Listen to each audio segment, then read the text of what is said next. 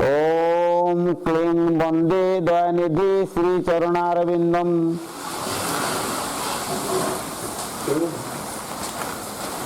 ब्रह्मंकर अस्तित्व विज्ञान ग्रहण करूना, किंतु ब्रह्मंकर अस्तित्व आमर दर्शन ग्रहण करुछि। आमर गीता भागवत पुराण शास्त्र सबुथिरे जानिछन्ति जे ब्रह्म कौन बोलिकी एवं ब्रह्मंकर सत्ता जगतगुरु शंकराचार्य मध्य विभिन्न प्रकार तांकर ब्रह्मसूत्र भाष्य मध्य देइछन्ति। दर्शन रे ब्रह्मंकर अस्तित्व आम केवल युक्ति माध्यम जानती, साक्ष्य लोक प्रत्यक्ष प्रमाण तार किसी विज्ञान पाऊना, किंतु आमर वर्तमान आउ गोटे शास्त्र बाहर से शास्त्र ना हो मेटाफिजिक्स। मेटाफिजिक्स अर्थ हो अध्यात्म विद्या। से अध्यात्म विद्या को छाड़िकी विज्ञान के जापर नहीं, कहीं से युक्तिमूलक दूसरी युक्ति की विज्ञान के काटी पारे से ना देते मेटाफिजिक्स है। अच्छा, वर्तमान आज आम आलोचना करवा ब्रह्मंकर वैज्ञानिक प्रमाण विज्ञान मतरे आम केमिति ब्रह्म को बुझीबा। आजिकल युगरे वास्तववादी आम माने सब वस्तु ज्ञान उपर यदि न जानिबा ताले आम तांको विषय बुझी परिबा नहीं। अच्छा, विश्वर रहस्य ब्रह्मंकर अस्तित्व बुझेगा पाई अतीत आम भारत वर्ष बुझेगा पाई जाई ब्रह्मंकर अस्तित्व को बुझेगा पाई अतीत भारत वर्ष अनेक मुनि ऋषि विभिन्न प्रकार बाटर बुझापी चेष्टा करिसेंति, किंतु आमे माने तांको बुझापी जानिले मध्य भल भाव आमर तो ब्रह्मंकर अस्तित्व आमे उपलब्धि करि पारनो। तार कारण कौन जे सेमानकर बुझेबा शैली आम मानकर बुझेबा शैली की खाप खाऊना। गोटे उदाहरण मु देबी जे भगवान व्यासदेव से महाभारत रचना कले, 18 खंड महाभारत से रचना कले, 18टा अध्याय 18टा पर्व रचना कले। कर सारा पर मन को पाइला नहीं, कहले ना जो भली हिसाब से बुझेली लोक मैंने बुझिला बेल को उल्टा बुझिले। कौन ना महाभारत जो तत्व कथा रही पढ़ला बेले लोक मैंने कर से तत्व कथा टी छाड़ी देकी से पुराण कथा टी जाऊँगी। जो तत्व कथा पड़ा से ढोले, जो पुराण कथा पड़ा से कान डेरिकी शुणिले। हाँ, से भीम कौन कला गदा धरिकी गला एमती पिटिला एमती आणला सेमती कला, यही कथा गुड़ाक लोक मन रखिले, किंतु तांकर तत्व निर्यास कथा टी लोक मैंने मन रखी पारे नहीं। तार कारण है कौन जे व्यासदेव जो महाभारत ग्रंथ रचना कले सी कौन कले ना उदाहरण माध्यम देले, उदाहरण देकी तेणु उदाहरण देकी देला परे से बुझिले बुझीपारे प्रकृत अर्थ जानीपारे। बदरिका आश्रम दिन बसी व्यासदेव गाल हाथ दे नारद बीणा बजे बजे जाए पहुंचले। से पचारे कहले हे महात्मा आप गाल कौन हाथ दे बस गाल किए हाथ दिए जिते बड़े आम मानकर दुख पड़े से आम गाल हाथ देकी बसती। तेना आपन तो संसार ऊर्धरे, आपन तो मुक्त पुरुष, आपन को तो दुख किसी नहीं, आपण चिर शांति लाभ कर परमानंद को पाई, तथापि आपण को गाल कहीं हाथ देती। इथर जना पड़ुची आपण जो गाल हाथ देती से आपणकर निजस्व कर्म किसी नुहे, हूँ तो जगतर किसी कर्म विपाक रही जो आप गाल हाथ देते। आपण मत दयाकोरी कहतु कहीं आप गाल हाथ देकी बसी। व्यासदेव कहले हे देवर्षि मु लक्षे श्लोक विशिष्ट विशाल बड़ ग्रंथ लिखिली, जो ग्रंथ ये विभिन्न प्रकार कथा मुझे राजनीति कूटनीति धर्मनीति ସବୁ ପ୍ରକାର ନୀତି ମୁଁ ଲେଖିଛି, କିନ୍ତୁ ଲୋକମାନେ ତାର ପ୍ରକୃତ ଅର୍ଥ ବୁଝିପାରିଲେନି। ମୋର ଗାଲରେ ହାତ ଦେବାର କାରଣ ହେଉଛି ଯେ ମୋ କଥାଟା, ମନର କଥାଟା କେମିତି ମୁଁ ଜନସମାଜରେ ପ୍ରକାଶ କରିବି। ସେଥିପାଇଁ ଦେବର୍ଷି ନାରଦ କହିଲେ, ହେ ମହାତ୍ମା, ଆପଣ ଭାଗବତ ଲେଖନ୍ତୁ। ଭାଗବତ ହେଉଛି ଭକ୍ତି ଗ୍ରନ୍ଥ, ଯାହାକୁ ଲେଖିଲେ ଯେଉଁଥିରେ ବାସ୍ତବ କଥା ଆପଣ ଲେଖିବେ, ଯାହାକୁ ଲୋକ ପ୍ରକୃତ ଅର୍ଥ ଜାଣିବେ। ବ୍ୟାସଦେବ କହିଲେ ଭାଗବତ କ'ଣ? ନା ଭାଗବତ ହେଉଛି ଗୋଟେ ପରମ ଶାସ୍ତ୍ର, ଯାହାକୁ ମୁଁ ନାରାୟଣଙ୍କ ଠାରୁ ଅବଗତ ହେଇଛି, ମୁଁ ସେଟାକୁ କହୁଛି, ଆପଣ ଶୁଣନ୍ତୁ।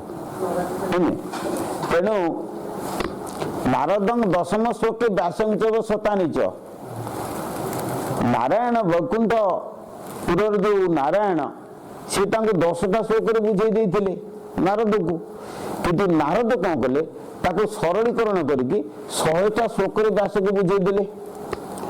ବୁଝେଇ ସାରିଲା ପରେ ଅଷ୍ଟାଦଶ ସହସ୍ରେଷୁ କୃତ୍ୟା ଶତପତି ସୁତ, ଶତପତି ସୁତ କି ବ୍ୟାସଦେବ, ସେ ତାକୁ 18,000 ଶ୍ଲୋକରେ ପରିଣତ କରି ଆମ ଉପରେ ଶୁକାଭ୍ୟାମ ଉପଦେଶ ପରୀକ୍ଷିତ ନିଜ ଯାଇଥିଲେ।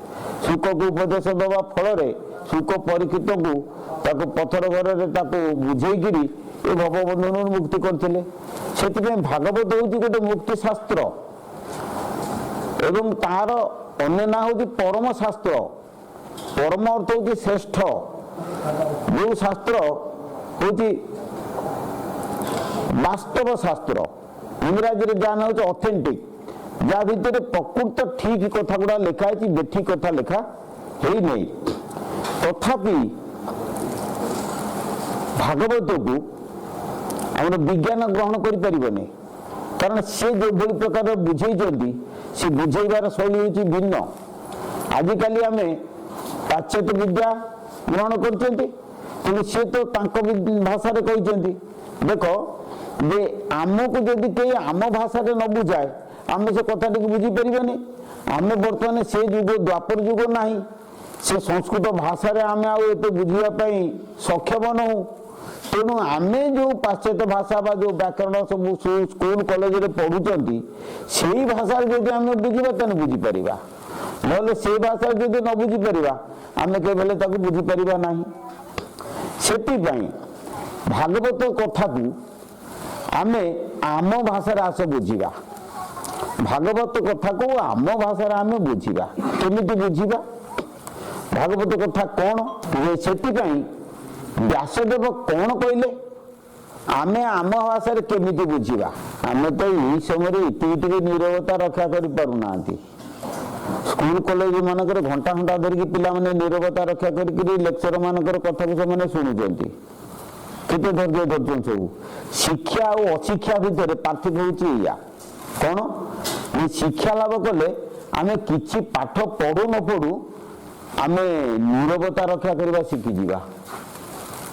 ସ୍କୁଲ କଲେଜରେ ଆମେ ଯେତିକି ପାଠ ପିଲାମାନେ ପଢ଼ୁଛନ୍ତି, ସେ କିଛି ଜାଣନ୍ତୁ ନ ଜାଣନ୍ତୁ ଗୋଟିଏ କଥା ସେମାନେ ଜାଣନ୍ତି, କ'ଣ ନା ନୀରବତା ରକ୍ଷା କରିବା, ଯେଉଁଟାକି ଶିକ୍ଷା ନ କରିବା ଲୋକଙ୍କ ପାଖରେ ମିଳିବନି ସହଜରେ। ତେଣୁ ବ୍ୟାସଦେବ ଯେଉଁ ବିଶ୍ୱ ରହସ୍ୟ ବିଷୟରେ କହିଲେ, ସେ ତ ସବୁ ସ୍କନ୍ଧରେ କହିଛନ୍ତି, କିନ୍ତୁ ବିଶେଷତଃ ଦ୍ୱାଦଶ ସ୍କନ୍ଧକୁ ଆସ ଯିବା। ଦ୍ୱାଦଶ ସ୍କନ୍ଧରେ ସେ କହିଛନ୍ତି ଯେ ବିଶ୍ୱ ଯେତେବେଳେ ପ୍ରଳୟ ହୁଏ, ଏ ସାରା ବିଶ୍ୱ ଯେତେବେଳେ ଧ୍ୱଂସ ହୁଏ, କୋଉ ଭଳି ଉପାୟରେ ଧ୍ୱଂସ ହୁଏ? ନା ପୃଥିବୀ ଯାଇକି ଜଳରେ ମିଶେ, ଜଳ ଯାଇକି ଅଗ୍ନିରେ ମିଶେ, ଅଗ୍ନି ଯାଇକି ବାୟୁରେ ମିଶେ, ବାୟୁ ଯାଇକି ଆକାଶରେ ମିଶେ, ଆକାଶ ଯାଇକି ଭୂତାଦି, ଭୂତାଦି ବୋଲି ଯେଉଁ ଶବ୍ଦ କହିଛନ୍ତି, ଭୂତ ମାନଙ୍କର ଆଦି କାରଣ ବୋଲି ଗୋଟେ ଶବ୍ଦ, ସେଇଥିରେ ସେ ମିଶେ। ଭୂତାଦି କ'ଣ କରେ? ନା ସେଇଟା ହେଉଛି ଯାଇକି ଅହଙ୍କାରରେ ମିଶେ, ଅହଙ୍କାର ପୁଣି ବିଲୟ ହେଇକି ମହତତ୍ଵରେ ମିଶେ, ମହତତ୍ଵ ବିଲୟ ହେଲେ ଅବ୍ୟକ୍ତ ପ୍ରକୃତିରେ ମିଶେ, ଅବ୍ୟକ୍ତ ପ୍ରକୃତି ଯେତେବେଳେ ଭାଙ୍ଗିଯାଏ ସେତେବେଳେ କ'ଣ ହୁଏ? ନା ନିରାଲମ୍ବପୁରୀରେ ବ୍ରହ୍ମ ଅବସ୍ଥାନ କରନ୍ତି, ସେଇ ଜାଗାରେ ସେ ବ୍ରହ୍ମ ରହନ୍ତି ଯାଇକି। ସର୍ବଶେଷ ନିର୍ଯାସ ଈଶ୍ୱର ତେଜ ଅନ୍ତରାଳ, ତକ୍ଷଣେ ଉପୁଜିଲା କାଳ, କାଳ ଶରୀରୁ ଆତ୍ମା ଜାତ ସେ ନୁହେଁ ବିଷ୍ଣୁ ମାୟାଗ୍ରସ୍ତ ଲେଖା ହେଇଛି। ଏ କଥାଟା କଣ ବୁଝିବା ଏତେ ସହଜ? ଶୁଣିପାରିବା, ବୁଝିପାରିବା ନାହିଁ। ଯେତେବେଳେ ବିଶ୍ୱ ପ୍ରଳୟ ହୁଏ ସର୍ବଶେଷରେ କେବଳ ଗୋଟିଏ ସତ୍ତା ରହେ। ଏକଥା ଆମର ଦର୍ଶନ ଶାସ୍ତ୍ର କହୁଛି, କିନ୍ତୁ ବିଜ୍ଞାନ କହୁଛି ନା, ବିଶ୍ୱର ମୂଳ କାରଣ ଗୋଟିଏ ସତ୍ତା ନୁହେଁ। ଗୋଟିଏ ସତ୍ତାରୁ କେବେ ବିଶ୍ୱ ସୃଷ୍ଟି ହୋଇନି, ବିଜ୍ଞାନ ମନା କରୁଛି, କିନ୍ତୁ ଦର୍ଶନ କହୁଛି। ଏହାର କାରଣଟା କ'ଣ? ଦେଖ, ଇଏ ବ୍ରହ୍ମଙ୍କର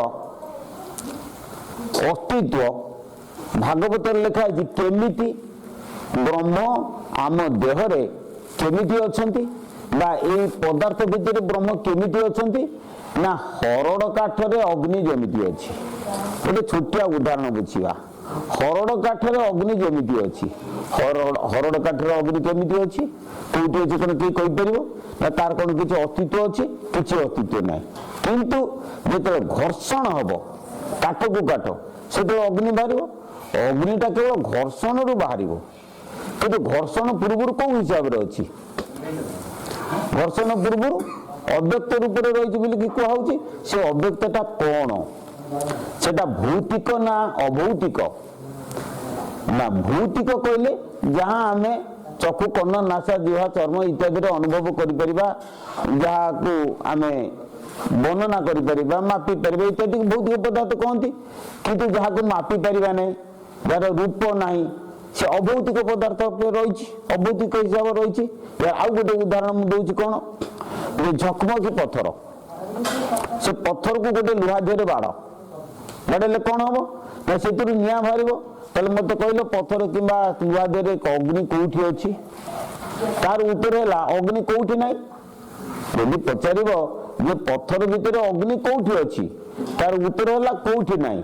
ପ୍ରମାଣ? ନା ପ୍ରମାଣ ଦେଇ ହେବ ନାହିଁ, ଅନୁଭବ କରିହେବ। ବୈଜ୍ଞାନିକ ପ୍ରମାଣ ମୁଁ ଦେଇପାରିବି ନାହିଁ ଯେ ଅଗ୍ନି କୋଉଠି ଅଛି ପଥର ଭିତରେ, କିନ୍ତୁ ଅନୁଭବ କରିବି। ବିଚାର ଦୃଷ୍ଟିରୁ କହିବି ଯଦି ଅଗ୍ନି ନାହିଁ ତାହେଲେ ବାହାରିଲା କେମିତି? ଦର୍ଶନ କହିବ ଯଦି ଅଗ୍ନି ନାହିଁ ବାହାରିଲା କେମିତି? ଆଉ ଯଦି ବାହାରିଲା ତାହେଲେ ଅଗ୍ନି କେମିତି ଅଛି? ନା ସିଏ ରହିଛି ଅଭୌତିକ ଅବସ୍ଥାରେ, ନନ୍ ଫିଜିକାଲ ଫର୍ମ। ଅଭୌତିକ ଅବସ୍ଥାରେ ଅଗ୍ନି ତା ଭିତରେ ରହିଛି। ବାହାରୁଛି କେମିତି? ଆସ ଏକାଦଶ ସ୍କନ୍ଧକୁ ଯିବା। ଲୋହ ପାଷାଣ ଘର୍ଷଣ ସଂଯୋଗେ ଉଠେ ଅଗ୍ନି କୋଣ ଯତ୍ନେ ସମିଧ ଦେଲେ ତହିଁ ସ୍ୱଭାବେ ଶିଖା ପ୍ରକାଶ ପୁଣି ପାଇଲେ ଘୃତ ଧାର ଗୋଳଇ ଅତି ବଳିଆର ଏ ରୂପେ ଜୀବ ଆତ୍ମା ବାଣୀ ସୁଖ କହିଲେ ପରିମାଣୀ। ଭାଗବତ କଥା। ତାହେଲେ ଏଠି ଯୋଉ ଉଦାହରଣଟା ଦିଆଗଲା ଯେ ଦିଟା ପଥରକୁ ଘଷିଲେ ସେଥିରୁ ଯୋଉ ଅଗ୍ନି ବାହାରିବ, ଲୋହ ପାଷାଣ ଘର୍ଷଣ ସଂଯୋଗ ଉଠେ ଅଗ୍ନି କୋଣ। ଦି ଜଣକୁ ସଂଯୋଗ ଅର୍ଥ ଘଷିଲେ ସେଥିରୁ ଅଗ୍ନି ବାହାରିବ। ଯତ୍ନେ ସମିଧ ଦେଲେ ତହିଁ, ତାର ତ ଘଷି ଘଷିକି ଯଦି 16 ଖଣ୍ଡେ ଦେଖେଇଦବ, ସେ କ'ଣ ସ୍ୱଭାବେ ଶିଖା ପ୍ରକାଶ, 16 ଦେହରେ ନିଆଁଟା ଅଟୋମେଟିକ ସେ ଲାଗିଯିବ। ଆଉ ପୁଣି ପାଇଲେ ଘୃତ ଧାର, ତା ଦେହରେ ଟିକେ ଯଦି ଘିଅ ପକେଇଦବା, ଜଳେଇ ଅତି ବଳିଆ, ଆହୁରି ସେ ଜଳୁବେ ଜଳିବ। ଏଇଟା ଅଗ୍ନିର ଉଦ୍ଭବ କଥା ଏଠି ସେ କୁହାଗଲା। କିନ୍ତୁ ସେଇ ଯୋଉ ଅଗ୍ନି ସେ ଯୋଉ ପଥର ଭିତରେ ଅଭୌତିକ ଅବସ୍ଥାରେ ଥିଲା, ଭୌତିକ ଅବସ୍ଥାରେ ନଥିଲା। ତାହେଲେ ଏଥିରୁ ଆମେ ଜାଣିଲେ ଖାଲି ଅଗ୍ନି ନୁହେଁ, ବିଶ୍ୱ ବ୍ରହ୍ମାଣ୍ଡରେ ଯେତେ ପ୍ରକାରର ବସ୍ତୁ ସବୁ ଅଭୌତିକ ଅବସ୍ଥାରୁ ଆସିଛି, ଭୌତିକ ଅବସ୍ଥାରୁ କେବେ ଆସି ନାହିଁ। ଅଭୌତିକ ଅବସ୍ଥାରୁ ଭୌତିକ ବସ୍ତୁ ସୃଷ୍ଟି ହେଇଛି। କେମିତି ସୃଷ୍ଟି ହେଇଛି? ନା ପ୍ରକୃତି ଦ୍ୱାରା ସୃଷ୍ଟି ହେଇଛି। କେମିତି?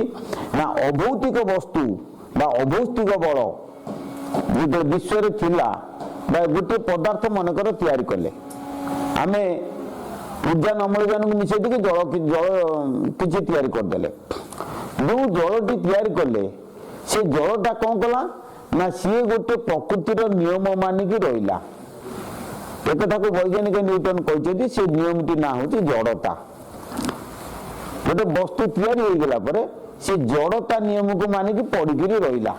ବିଶ୍ୱ ବ୍ରହ୍ମାଣ୍ଡରେ ଜଡ଼ତା କ'ଣ ନା ବାହ୍ୟ ବଳ ଅଭାବରେ ପକେଇଦେଲେ ପଡ଼ିଥିବ, ଆଉ ଯଦି ଫୋପାଡ଼ି ଦେବ ସେ ସେମିତି ଚାଲୁଥିବ ବିଶ୍ୱ ବ୍ରହ୍ମାଣ୍ଡ ପର୍ଯ୍ୟନ୍ତ, ତାକୁ ବିନା ରୋକିବାରେ ସେ ସେମିତି ଚାଲିଥିବ। ଜଡ଼ତା ନିୟମ, ଏଇ ଯୋଉ ନିୟମଟା ବା ଏଇଟା ନିୟମ ନୁହେଁ, ଏଇଟା ହେଉଛି ଗୋଟେ ପ୍ରକୃତି, ଜଡ଼ ପଦାର୍ଥର ଇଏ ଗୋଟେ ଧର୍ମ।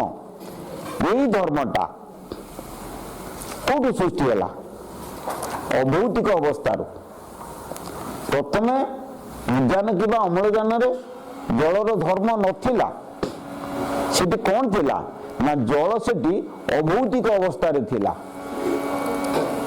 ଜଳ ଉଦ୍ଯାନ ଅମ୍ଳଜାନରେ ଅଭୌତିକ ଅବସ୍ଥାରେ ଥିଲା, କିନ୍ତୁ ଯେତେବେଳେ ଉଦ୍ଯାନ ଅମ୍ଳଜାନ ସଂଯୋଗ ହେଲା ସେ ଭୌତିକ ଅବସ୍ଥାକୁ ପ୍ରକାଶ ପାଇଲା, ବସ୍ତୁକୁ ପ୍ରକାଶ ପାଇଲା।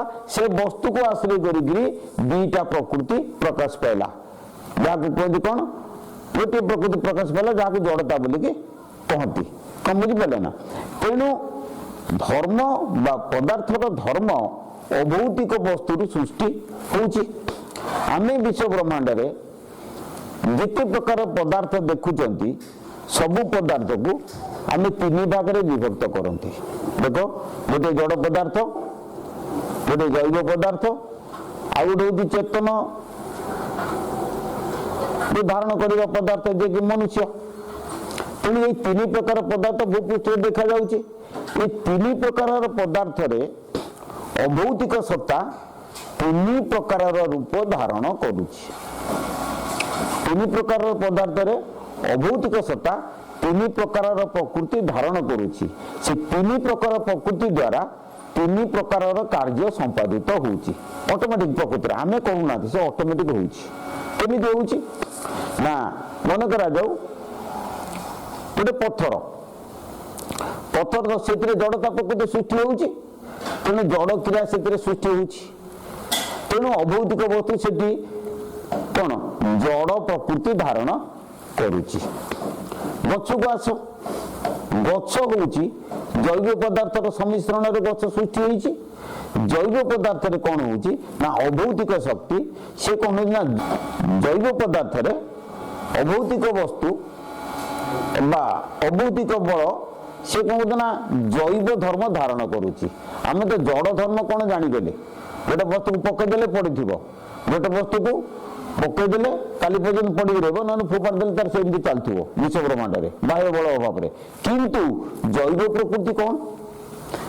ଜୈବ ପ୍ରକୃତି ହେଉଛି ଜଡ଼ ପ୍ରକୃତି ଠାରୁ ଅଲଗା। କ'ଣ ନା ଜଡ଼ ପ୍ରକୃତି ତା ଭିତରେ ଯେଉଁ ଅଣୁ ପରମାଣୁ ସେ ଅହରହ ତାପ ଶକ୍ତି ଦ୍ୱାରା ପ୍ରକମ୍ପିତ ଅବସ୍ଥାରେ ରହୁଛି। କୌଣସି ବସ୍ତୁ ସ୍ଥିର ନୁହେଁ, ତା ଭିତରେ କଣିକା ଗୁଡ଼ିକ ପ୍ରକମ୍ପିତ ଅବସ୍ଥା ରହୁଛି ତାପ ଶକ୍ତି ଦ୍ୱାରା। କିନ୍ତୁ ଜୈବ ପଦାର୍ଥ ଦେହରେ ସେ ଜୈବ ପଦାର୍ଥ ପ୍ରକମ୍ପିତ ଅବସ୍ଥାରେ ନୁହେଁ, ସେ କ'ଣ ନା ଗତିଶୀଳ ଅବସ୍ଥାରେ ରହୁଛି। ଯେଉଁ ଗତିଶୀଳ ଲକ୍ଷଣରୁ କ'ଣ ହୁଏ ନା ସୌର ଶକ୍ତି ଦ୍ୱାରା ଜଡ଼ ପଦାର୍ଥରେ 6ଟା କ୍ରିୟା ସମ୍ପାଦିତ ହେଉଛି। ଜୈବ ପଦାର୍ଥରେ ଗୋଟିଏ କ୍ରିୟା ସମ୍ପାଦିତ ହେଉଛି, କିନ୍ତୁ ଜୈବ ପଦାର୍ଥରେ 6ଟା କ୍ରିୟା ସମ୍ପାଦିତ ହେଉଛି। କ'ଣ ଯୋଉଟା କି ଜଡ଼ ପଦାର୍ଥରେ ନାହିଁ। ସେ 6ଟା କ୍ରିୟା କ'ଣ? ଜନ୍ମ, ଖାଦ୍ୟ ଗ୍ରହଣ ମଳତ୍ୟାଗ, ଶ୍ୱାସ ପ୍ରଶ୍ୱାସ ଗ୍ରହଣ ତ୍ୟାଗ, ଆଉ ବୃଦ୍ଧି, ବଂଶ ବୃଦ୍ଧି, ବିନାଶ। ଜନ୍ମ, ଖାଦ୍ୟ ଗ୍ରହଣ ମଳତ୍ୟାଗ, ଶ୍ୱାସ ପ୍ରଶ୍ୱାସ ଗ୍ରହଣ ତ୍ୟାଗ 3, ବୃଦ୍ଧି 4, ବଂଶ ବୃଦ୍ଧି 5, ବିନାଶ 6। ଏଇ 6ଟା କ୍ରିୟା ଆମର ଜଡ଼ ପଦାର୍ଥରେ ନାହିଁ। ତେଣୁ ଏଇ 6ଟା କ୍ରିୟାଟା ସବୁବେଳେ ପାଇଁ ଗତିଶୀଳ। କ'ଣ ବୁଝିପାରିଲେ ନା? ଜଡ଼ ପଦାର୍ଥ ହେଲା ଗତିଶୀଳ ସ୍ୱଭାବ, ଆଉ ଜଡ଼ ପଦାର୍ଥ ହେଲା ସ୍ଥିତିଶୀଳ ସ୍ୱଭାବ, ଏବଂ ଜୈବ ପଦାର୍ଥ ହେଲା ଗତିଶୀଳ ସ୍ୱଭାବ। ଅହରହ ତା ଭିତରେ କ'ଣ ଶାରୀରିକ କ୍ରିୟା ଚାଲିଛି। ଏ ଗଛଟା ଆମର ଅଛି, ଆମେ କହୁଛନ୍ତି ଗଛଟା ସ୍ଥିର, ସେ କ'ଣ ପ୍ରକୃତ ସ୍ଥିର? ତା ଭିତରେ ଅହରହ ଶାରୀରିକ କ୍ରିୟା ଚାଲିଛି। ସେଇ ଯେଉଁ 6ଟା ଜୈବ କ୍ରିୟା ତା ଭିତରେ ଜୈବ କାର୍ଯ୍ୟ ସମ୍ପାଦିତ ହେଉଛି ତା ଭିତରେ ଅଟୋମେଟିକ। ଚେତନ ପଦାର୍ଥ ମଣିଷ